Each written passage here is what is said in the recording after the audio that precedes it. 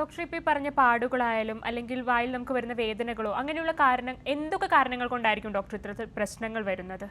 ഏറ്റവും കൂടുതലായിട്ട് നമുക്ക് വായിൽ ഈ വെള്ളപ്പാട് കാണുന്നത് ഏറ്റവും കോമൺ, അത് പ്രായ വ്യത്യാസമുണ്ട്. അപ്പോൾ കുട്ടികളൊക്കെ ആണെങ്കിൽ കൊച്ചു കുട്ടികൾക്ക് പനി വരുമ്പോൾ നമ്മൾ എന്ത് ചെയ്യും? ആൻറ്റിബയോട്ടിക്സ് കൊടുക്കും. ഈ ആൻറ്റിബയോട്ടിക്സ് ഇങ്ങനെ തുടർച്ചയായിട്ട് ഉപയോഗിച്ച് കഴിയുമ്പോൾ നമുക്ക് വായ്ക്കകത്ത് ഈ പൂപ്പൽ രോഗം വരും. അതാണ് കുട്ടികളിൽ സാധാരണയായി കാണപ്പെടുന്ന വെള്ളപ്പാടുകൾ.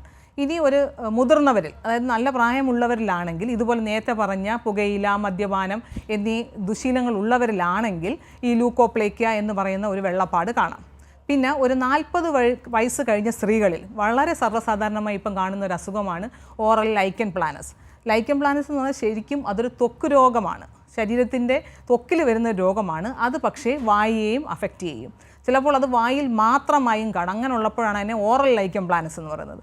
ലൈക്കൻ പ്ലാനസ് എന്ന് പറഞ്ഞാൽ ശരിക്കും അതൊരു ത്വക്ക് രോഗമാണ്. അത് നമ്മുടെ വായിലെ ചർമ്മത്തെയും അത് സാരമായി ബാധിക്കുകയും ചിലപ്പോൾ അത് വെറും വെള്ള കളറിൽ കുറേ വരകൾ പോലെ കാണപ്പെടും. ചിലപ്പോൾ അതിൻ്റെ കൂടെ കുറച്ച് കറുത്ത പാടുകൾ കാണും.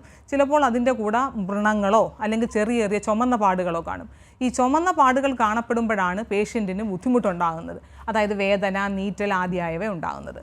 അതാണ് അതിൻ്റെ മെയിൻ കാരണം. പിന്നെ ചുമന്ന പാടുകൾ ഈ പറഞ്ഞ പോലെ ക്യാൻസറിന് മുമ്പായിട്ട് ചിലപ്പം ഈ സ്ത്രീകളിൽ നമുക്ക് ഒരു ഹാബിറ്റും കാണില്ല, നമുക്ക് ദുശീലങ്ങളും കാണില്ല.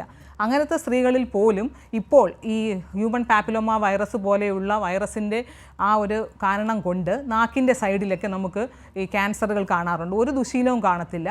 പിന്നെ അതുപോലെ തന്നെ നമ്മൾ ശ്രദ്ധിക്കേണ്ട വേറൊരു കാര്യം, നമ്മുടെ പല്ല് തട്ടി മുറിഞ്ഞാണ് നമ്മുടെ വായിൽ ഒരു വ്രണം ഉണ്ടാകുന്നതെങ്കിൽ നമ്മൾ അതിനെ വളരെ ശ്രദ്ധയോടുകൂടി കാണണം. എന്ന് വെച്ചാൽ അത് നമുക്ക് ചെറിയ കാര്യമല്ല. ഇങ്ങനെ പല്ലുകൾ തട്ടിയോ അല്ലെങ്കിൽ വായിൽ വെക്കുന്ന കൃത്രിമ പല്ലുകളിലെ കമ്പിയോ അല്ലെങ്കിൽ അതിൻ്റെ പല്ലുകളോ തട്ടിയോ ഉണ്ടാകുന്ന വ്രണങ്ങൾ കുറേ നാൾ ദീർഘകാലം അത് വ്രണമായിട്ട് ഇരുന്ന് കഴിഞ്ഞാൽ അതിൽ ഒരു ക്യാൻസർ ഉണ്ടാകാനുള്ള ചാൻസ് വളരെ കൂടുതലാണ്. അപ്പോൾ അങ്ങനെ പല്ല് തട്ടി ഉണ്ടാകുന്ന വ്രണങ്ങൾ വളരെ ശ്രദ്ധയോടുകൂടി നോക്കുകയും എത്രയും പെട്ടെന്ന് ഒരു വൈദ്യൻ്റെ സഹായം ഡോക്ടറുടെ സഹായം തേടുകയും ചെയ്യേണ്ടതാണ്.